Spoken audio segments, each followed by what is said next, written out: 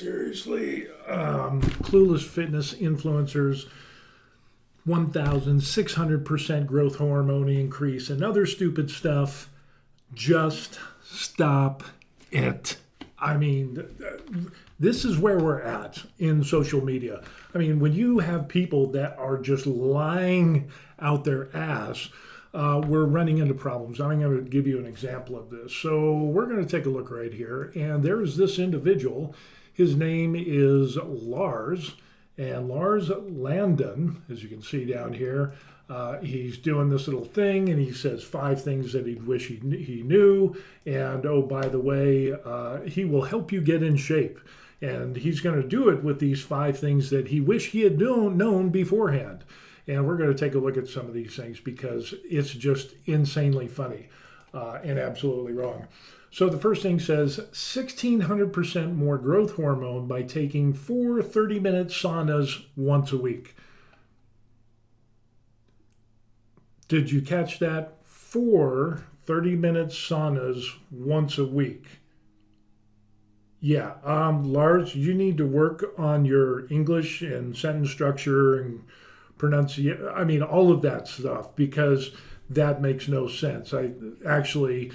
There are studies that have been done that talk about how certain things do have a transient rise by doing saunas 3 to 4, even 5 times a week, but not 3, 4 times 30 minutes, 4 30 minutes once a week. That makes no sense. The actual studies, when you look at them, say they will do 3, 4, and 5 times a week at 30 minutes each. Okay, so, and this whole thing about the 1,600% increase in growth hormone, you would think, oh my gosh, the people that use saunas are absolutely massive. No, because there's obviously some problems, and I called him out on this. Yeah, and he's another clueless influencer who's trying to get clicks and views by regurgitating some BS that he heard of saying, 1,600%, wow, that's growth hormone, that's response, and I'm trying to get people in shape and build muscles, so that's a good thing. I'm going to put that in the reel. We'll get to that. Calf growth. It's all about the stretch and not the contraction.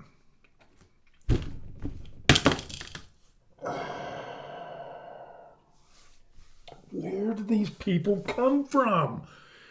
Of course it's about the contraction. If you take a look at Jeff Nippard, he has a lot of great science-based information based on studies and meta-analysis, hypertrophy, strength training, and it's just not only him. That stuff's for free.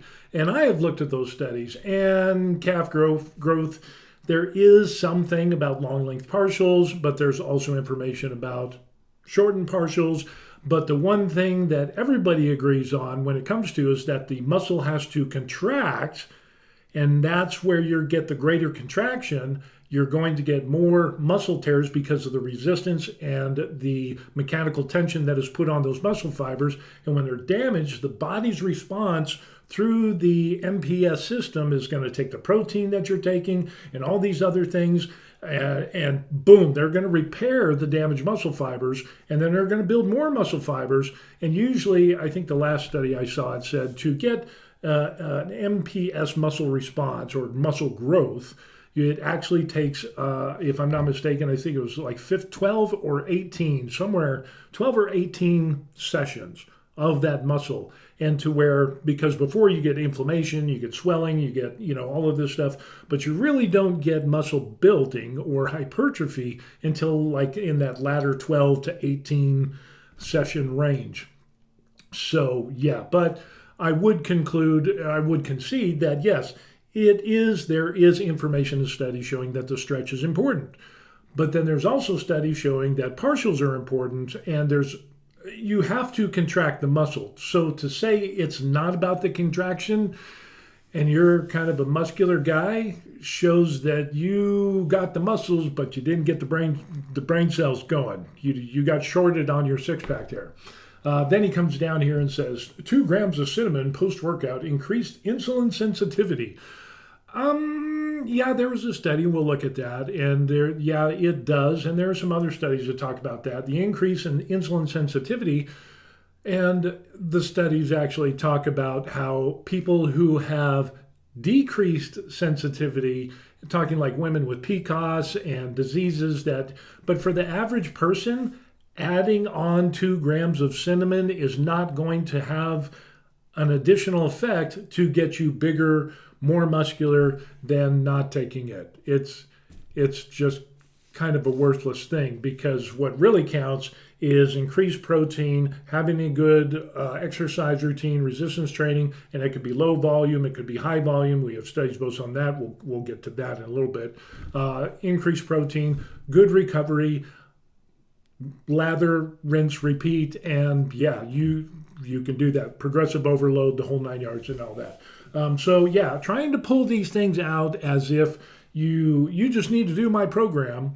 And the 5 things like more growth hormone by going to the sauna, and calf growth is not about contracting the muscle, and 2 grams of cinnamon a day, yeah, that's not really a good thing, because some people, your body's going to regulate, and it's only going to be so efficient.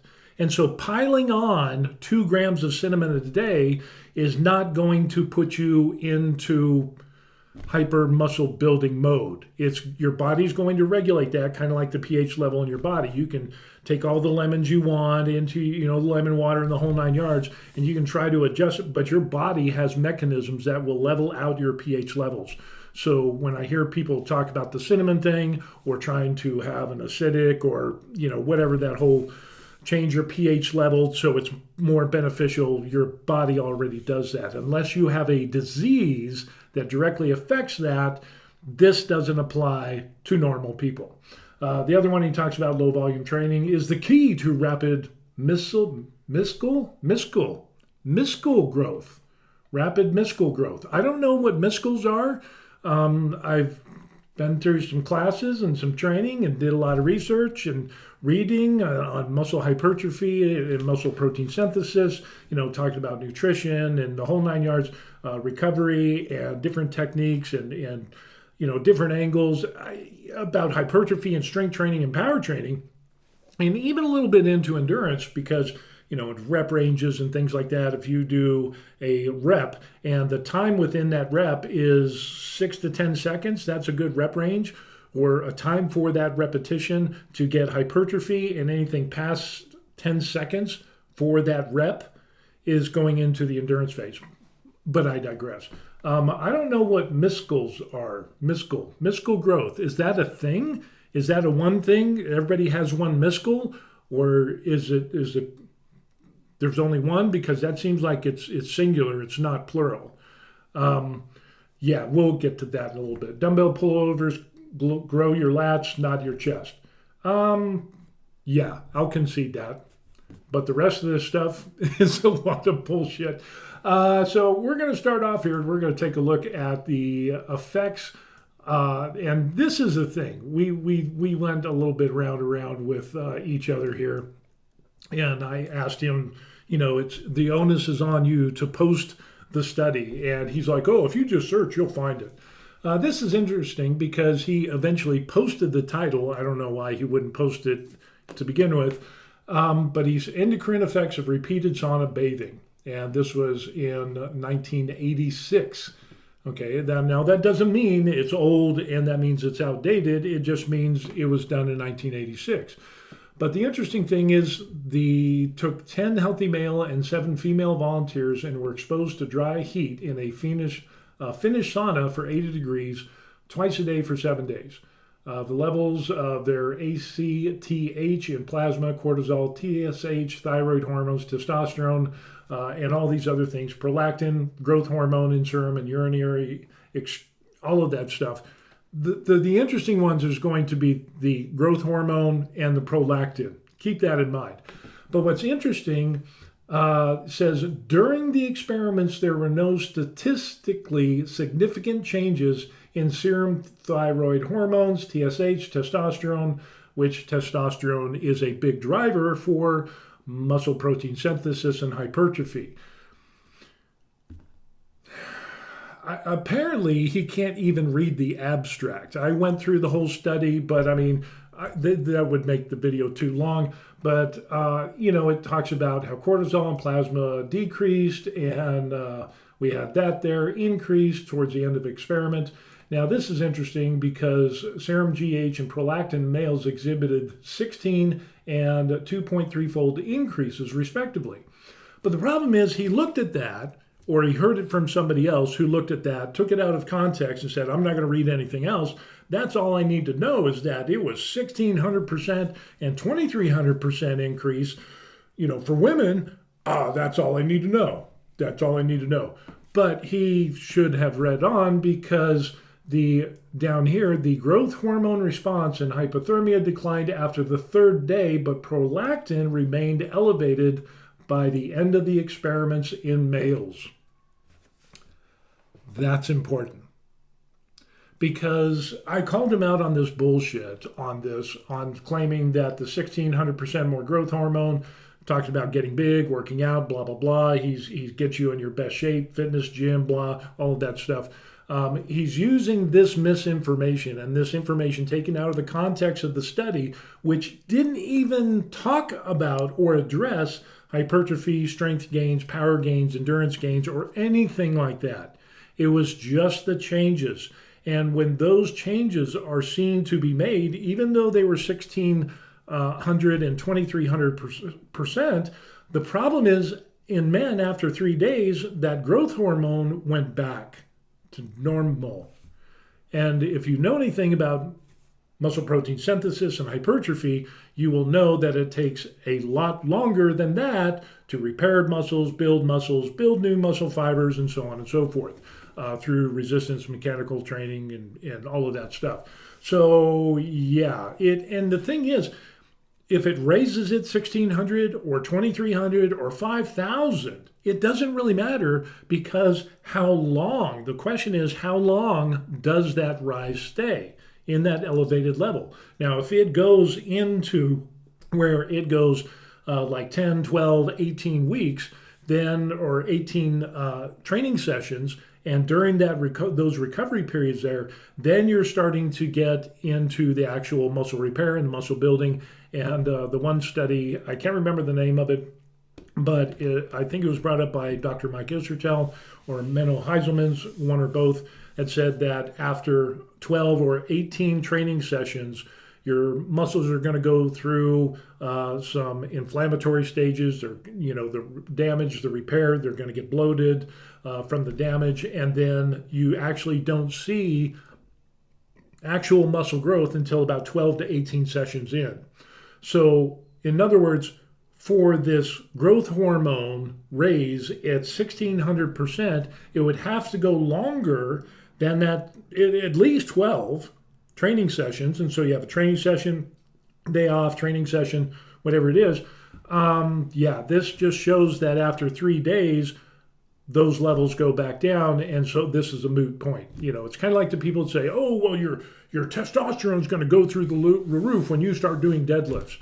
Well, the problem is that, yes, your testosterone will get a rise when you're doing squats, when you're doing heavy bench and things like that.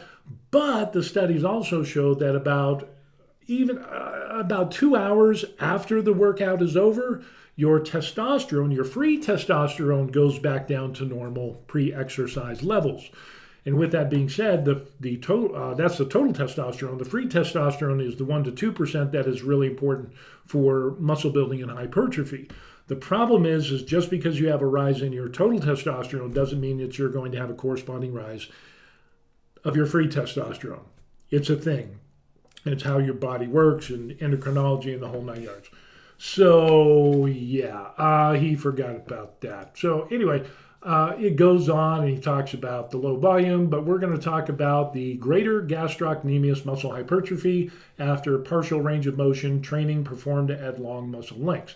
Now, this is where we get into the part where it talks about that, therefore, when prescribing, we're just going to look at the abstract. I looked at the whole thing again, said I'm not going to go through the whole study. Therefore, when prescribing hypertrophy-oriented training, the inclusion of calf raise exercise performed with partial range of movement in the initial portion of the excursion should be considered. So yeah, full range of motion, partial range of motion, and so on and so forth. And yeah, you can work different ranges to try to spur on hypertrophy. But ultimately, it's going to come down to volume, progressive training, muscular tension on those muscle fibers, and whether it is low volume or high volume. There's studies that show both of those work. So if you're not getting real good response with low volume and getting hypertrophy, go to high volume. And pretty much the majority of people that I've prescribed that to, I'm not a doctor, but I had the same problem. I was doing low volume and I was only getting X amount of hypertrophy in my calves and other areas.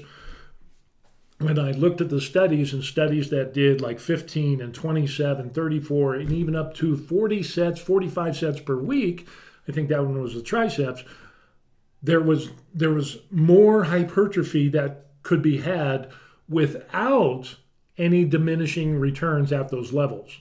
So again, but what comes into play is you're going to have rest periods. You need to have, nutrition online and all that stuff. But again, we'll get into that.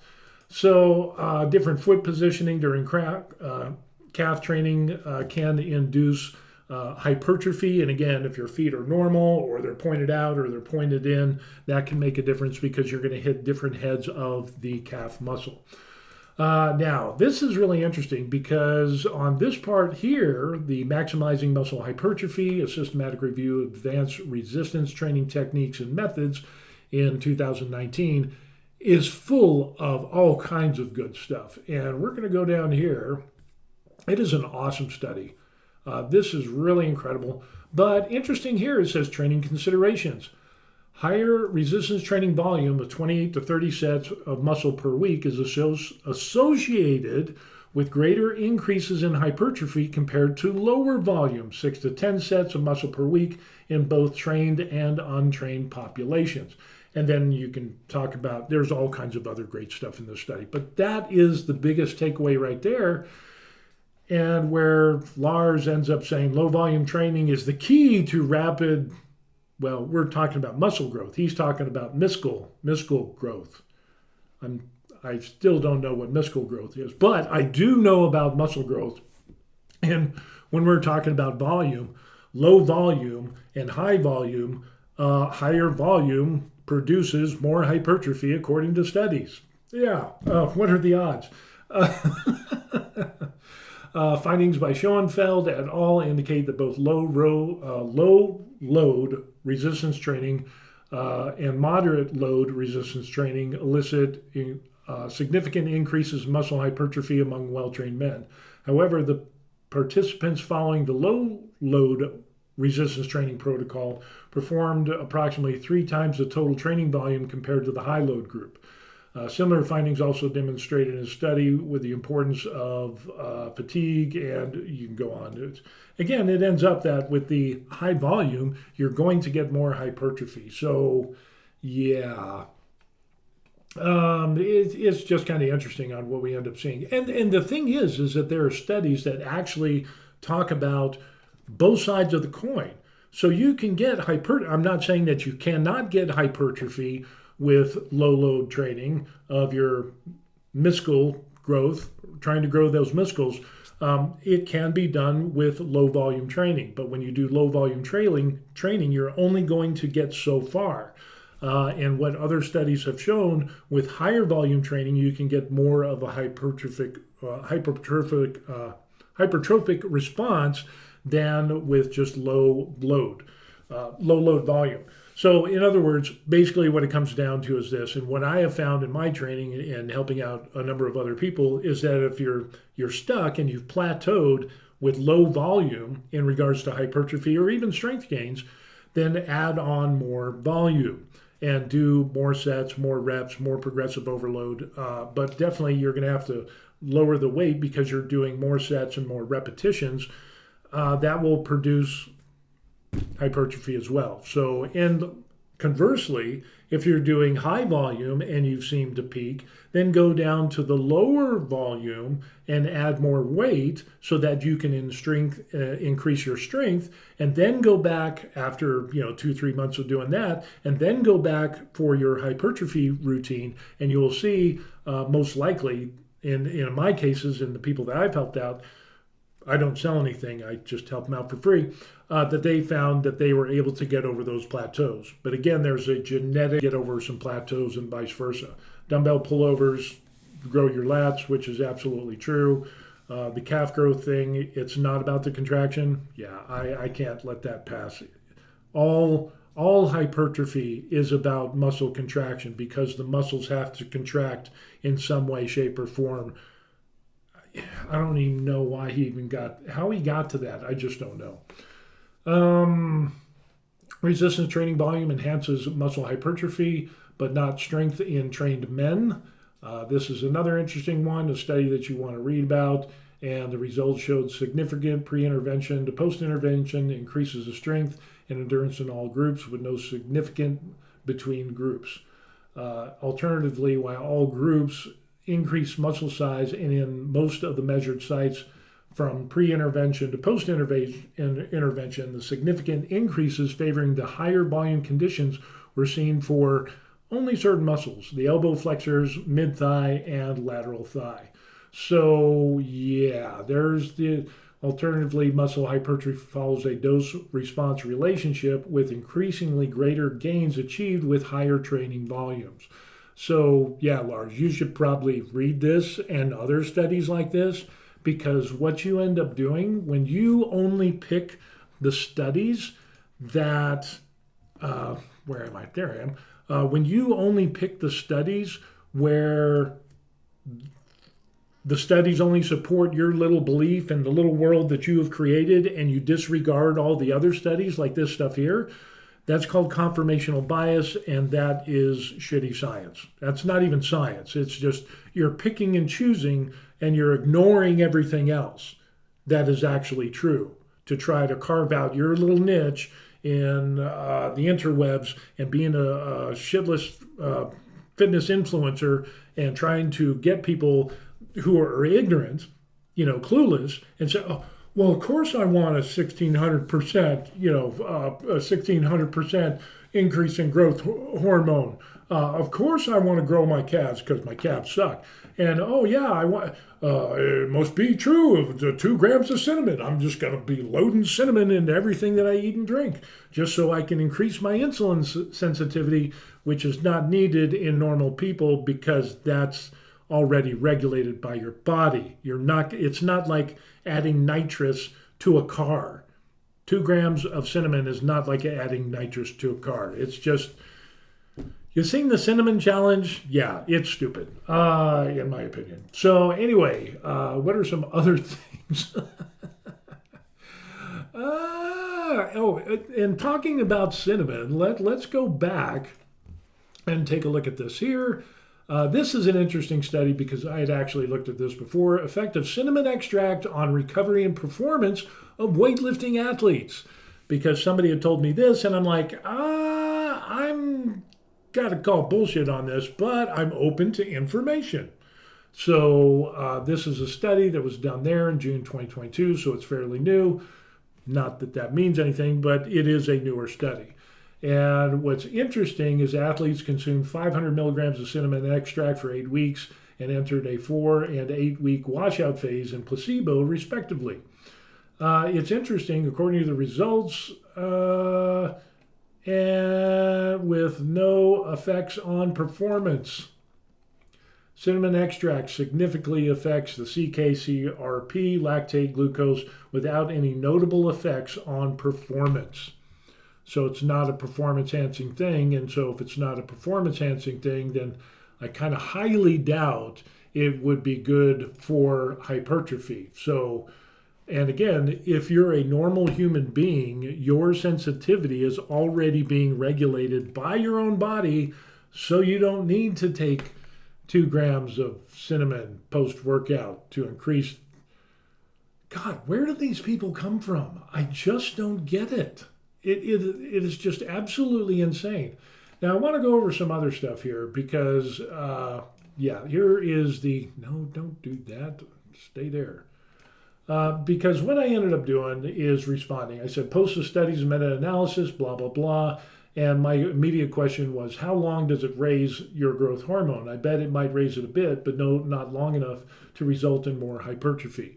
Because I've read enough studies and understood the studies to realize that, the test boosters and, if you do squats and deadlifts, you're going to raise your testosterone X percent. And actually it does, but by the 2 hours after the workout, it's back down to normal. And when you need that high testosterone or growth hormone is during the recovery period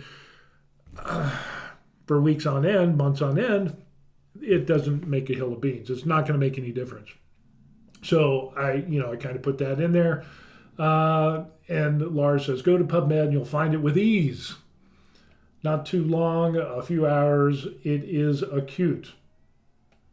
I don't think Lars knows what he's talking about. And I said, I searched and I can't find it. The onus is on you to make the claim to provide it. And then he gives the title, and that's when I go ahead and respond and let him know that after the third day, yeah, it went back down, and it should be noted that nothing in the study even showed or mentioned causation in regards to hypertrophy or strength gains, and it wasn't even tested for in the study. So you can't take that and say this is going to cause more muscle growth, as you try to imply by putting it in the 5 things, as you know, of trying to get people in the best shape till Christmas.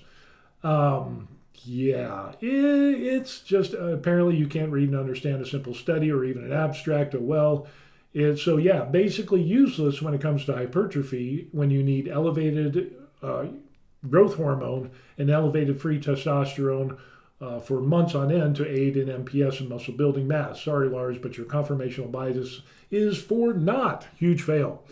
And here's the interesting thing. Here it says here, so what? Prolactin ain't bad. And it's like, and he did the LOL thing. I'm seriously hoping he's joking. But considering that he doesn't know basic processes about muscle building or anything like that, he doesn't know how to read and comprehend a simple abstract from a study, let alone the entire study. High prolactin can lead to osteoporosis, brittle bone disease. This is because high prolactin levels reduce production of estrogen and testosterone. Reduced testosterone is a bad thing when it comes to muscle hypertrophy, which he claims, but prolactin ain't bad, huh? Prolactin ain't bad. Let me drink my tea. It's not bad. Yeah, and that's important for bone strength and hypertrophy. But if you think it's okay, prolactin can also cause vision problems with double vision, decreased peripheral vision. Other symptoms include milky nipple discharge. Just on that alone, I would want to keep an eye on my prolactin. Menstrual irregularities, erectile dysfunction, decreased sex drives, headaches, nausea and vomiting, sinus pain, pressure, problems with your sense of smell. So yeah, go ahead and think that, high prolactin, nothing wrong with that. I swear to God, I hope with everything is within my being and everything that is holy, that was a joke. But I can't tell because he put out so much BS. It really makes me wonder. It really makes me wonder.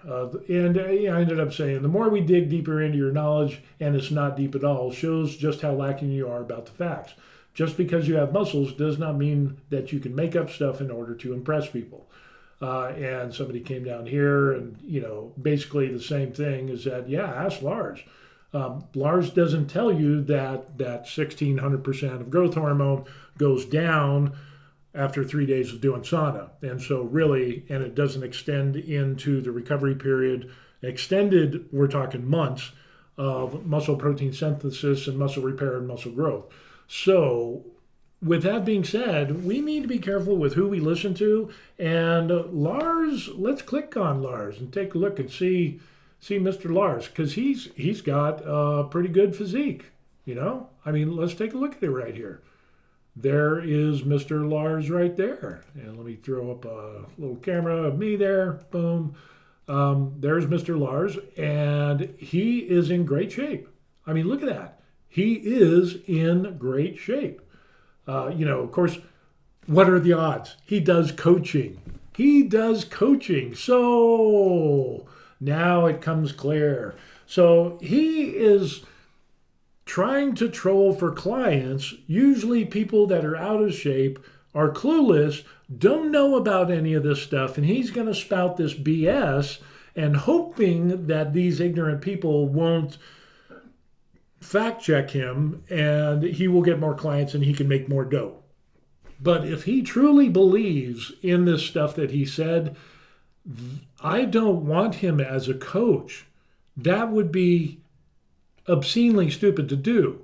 It's like trying to go to war with somebody who doesn't know how to fire a rifle or doesn't know how to put on a bandage, or somebody, you know what I'm saying, who's never been trained to do that. He's not going to be able to help you in that regard. But again, I mean, he's got the physique. He looks good. Look at that, his transformation. He's got some great abs. Of course, the lighting and the photoshopping and all that stuff.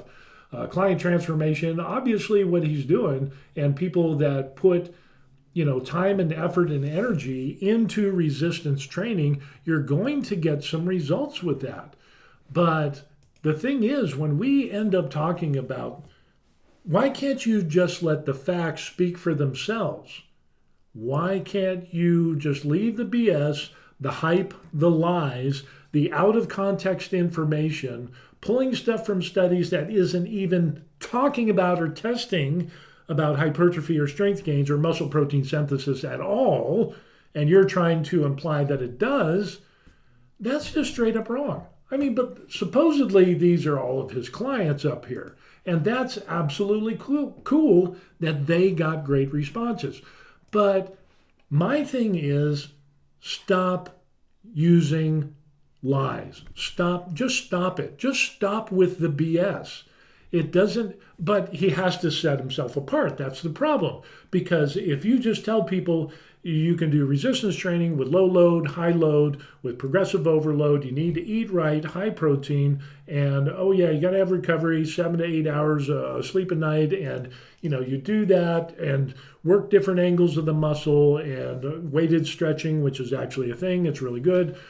You can get, and be in a calorie deficit, you can lose a lot of body fat. You can gain muscle at the same time doing a body recomp, which obviously a lot of his clients have done.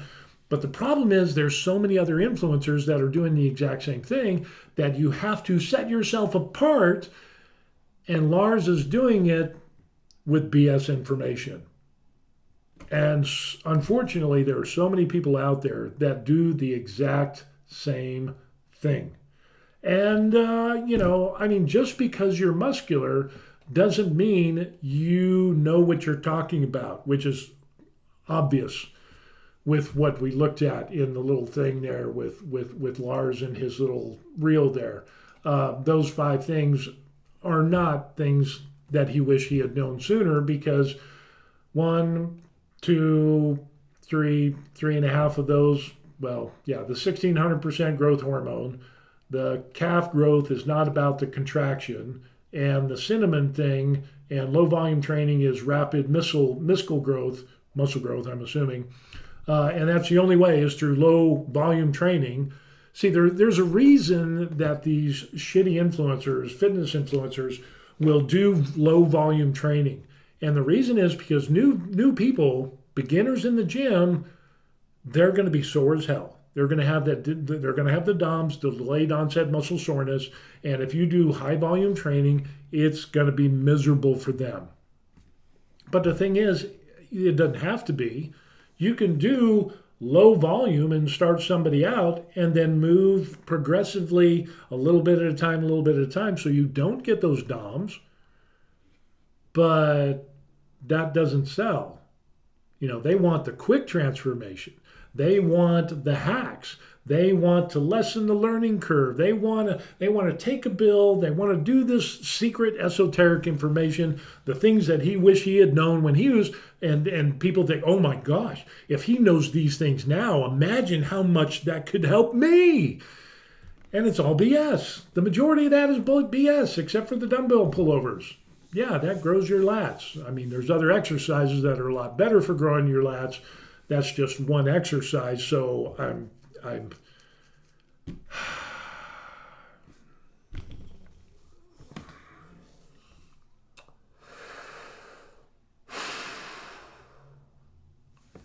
let's regain my calm.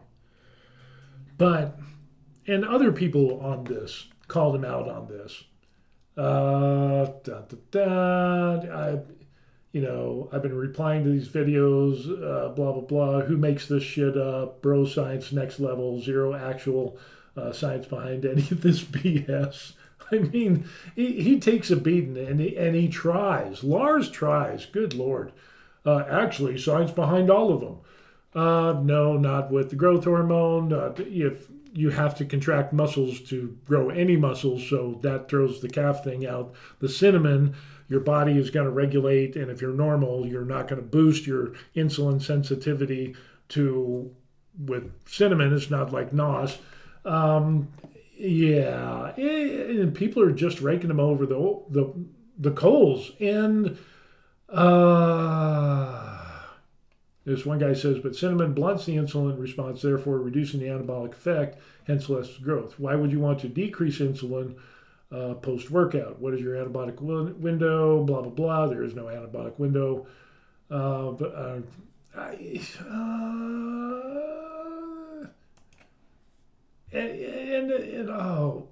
People are bullshit. BS, ha, ha, ha, what garbage. I mean, all of this stuff is coming in and people realize this, but these people have experience. These people have knowledge and they know. So when they read something like this, 1,600% more growth hormone by doing saunas, bing, that red flag pops up. They know.